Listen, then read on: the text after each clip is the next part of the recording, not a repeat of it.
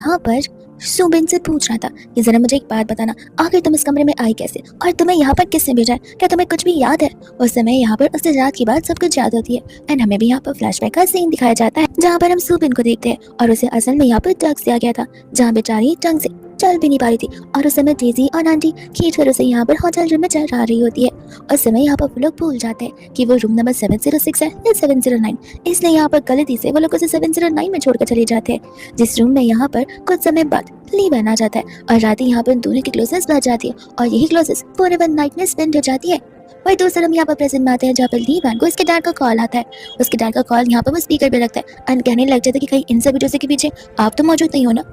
Uncle कहते कि बेटा अब अपनी लाइफ को शुरुआत नहीं करोगे तो कब करोगे? बूढ़े होने के बाद कोई लड़की तुम्हें भाव नहीं देने वाली। होपफुली काम यहाँ पर हो गया होगा और तुम अब शादी कर सकते हो। लीवन यहाँ पर अपने डैड को मना कर देता है, ये कहते हुए कि वो कोई भी शादी नहीं करने वाला है। पर दूसरी ओर यहाँ पर सुबिन भी समझ जाती है कि उसे भी ड्रग्स दिए गए थे, इसलिए यहाँ पर वो उस हालत में था। इतने में हम यहाँ पर प्रेजेंट में आते हैं जहाँ पर सुबिन उसे कहते कि व्हाट इफ मैं तुम्हें कहूँ कि किसी ने मुझे भी ड्रग्स दिया और वो मुझे इस रूम में छोड़कर चले गए, तो क्या तुम बिलीव करोगे? लीवन कहता है कि मुझे इन सभी चीजों से कोई मतलब नहीं है, देखो तुम्हें जो कुछ चाहिए वो बस मुझे बता दो, मैं यहाँ पर तुम्हारे साथ बार्गेन भी नहीं करना चाहता, और हाँ जो चाहिए वो लेकर रफा दफा हो जाओ, नेक्स्ट टाइम से यहाँ पर मेरे पास आने की कोशिश भी मत करना। इसके बाद में यहाँ पर ऐसी बातें सुनकर तो सुबिन को गुस्सा आ जाता है। वो कहने लग जाता है कि तुम्हें इतना चिल्लाकर और इतना रूडली मुझसे बात करने की जरूरत नहीं है, बिहेव तो ऐसा करो कि जैसे मैं जानबूझकर यहाँ पर आई हूँ, और हाँ मुझे सच में ड्रग्स दिया गया था और जबरदस्ती इस कमरे में लाया गया था, और बिलीव नहीं होता तो जाकर कैमरा चेक कर लो। इतना बोलकर गुस्से में अपना सारा सामान लेकर वहां से चली जाती है, जिसके बाद लीवन अपने असिस्टेंट को कॉल लगाता है और इस बारे में इन्वेस्टिगेट करने के लिए कह देता है।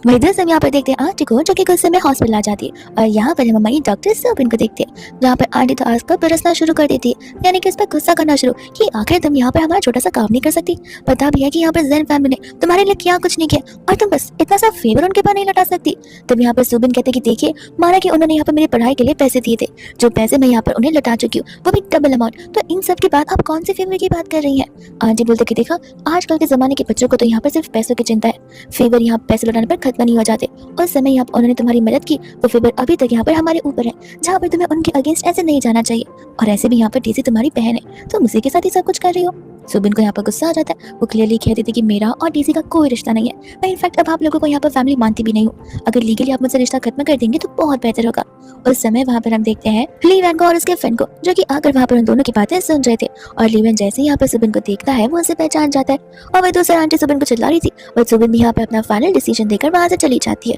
उस समय यहाँ पर लीवन का फ्रेंड उसे सुबिन के बारे में बता रहा था कि ये बेचारी डॉक्टर दिन रात मेहनत कर काम करती है, और एक इसके घर वाले जो कि हमेशा उसके साथ बैड टर्म्स पे रहते, न जाने क्यों वो लोग उसे अंडरस्टैंड ही नहीं कर पाते।